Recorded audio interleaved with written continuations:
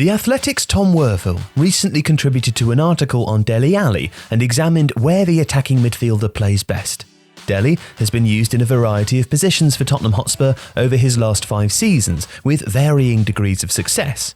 While an injury crisis has recently seen him deployed as a makeshift striker, he's mostly played as a central attacking midfielder. But Mauricio Pochettino also used him as an inside left, while he has appeared too as a central midfielder, sometimes playing quite deep. Dele's numbers make for interesting reading. As Worville points out, he started his Spurs career on a hot streak of goals and assists, which led to inflated expectations of what he might consistently achieve. Nonetheless, in terms of expected goals from Dele's shots and from those chances he's created for his teammates, this season has been, to date, his most productive in North London. Variability in numbers can have various reasons, from a hot streak to changes in position to changes in manager and teammates. But what's clear is that Alli is most effective statistically when playing in the 10 hole behind a striker. So why is this? And how can Spurs construct a team around Dele that best suits his undoubted talents? Well, firstly, it's worth looking at what Dele does well. Reviewing his goals, it's clear that while he's capable of acting as a penalty box predator with strong physical presence and a deft touch, he's at his most dangerous when running onto through passes. His 2 goals at home against Bournemouth this season are good examples. The first saw him run beyond the defensive line with heung-min and take a short pass to finish, while the second was a direct long pass from Alderweireld at the back. In each, Dele had space in front of him to attack, where his pace and ability to carry the ball puts defenders on the back foot. Now this is why Dele is sometimes considered a second striker or even a Raumdeuter. One of his strongest abilities is finding pockets of space. He likes to feint, shifting his body weight in one direction before taking off in another, or look as if he's dropping off with his back to goal before spinning and accelerating into the channels between defenders. His role behind a striker helps with this. When he's playing off Harry Kane or Son, there is naturally a player ahead who can attract markers. This means that he's able to explore the space between the line occupied by his more advanced teammate and that of the central midfield. Unless a team specifically sticks a man marker on Dele, his ability to use that space makes him consistently dangerous, but with the provision that it's easier to find when other players are dragging markers away from him.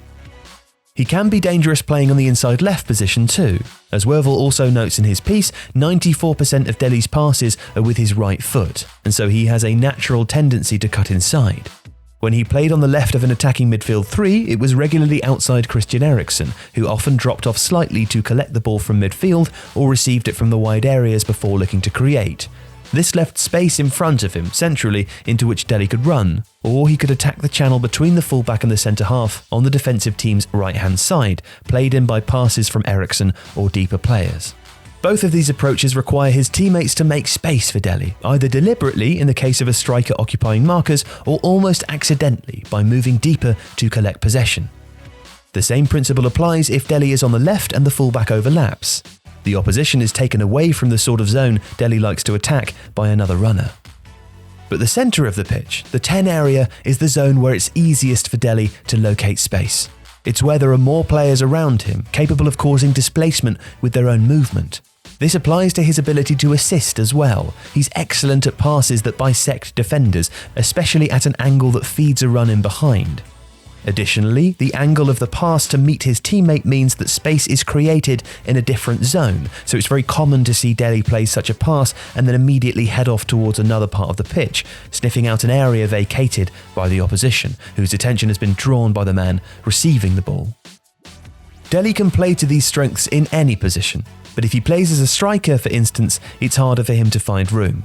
When he receives the ball with his back to a marker, as happened a lot when he was asked to play as a stand-in number 9, he usually just takes an easy option backwards or slightly wide. What he wants is to be able to then peel away and find an unmarked zone, but playing as a 9 against a man-marking centre-back prevents him from doing that. Indeed, Dele's most effective moments playing as a 9 were when he was able to drop off, deeper, find space and play passes to runners making the kind of movements he himself would, coming in from the right or the left half space towards the top of the box.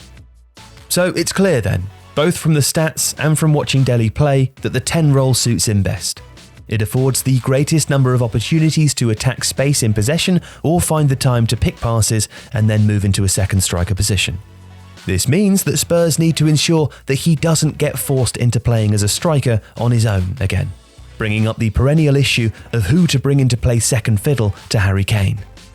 In addition, Spurs will benefit from having a better balance in their midfield double pivot. If and when Tanguy Ndombele attains full fitness and becomes a regular starter, Spurs will have exactly the kind of press-resistant carrier who will attract opposition players, making room for Dele.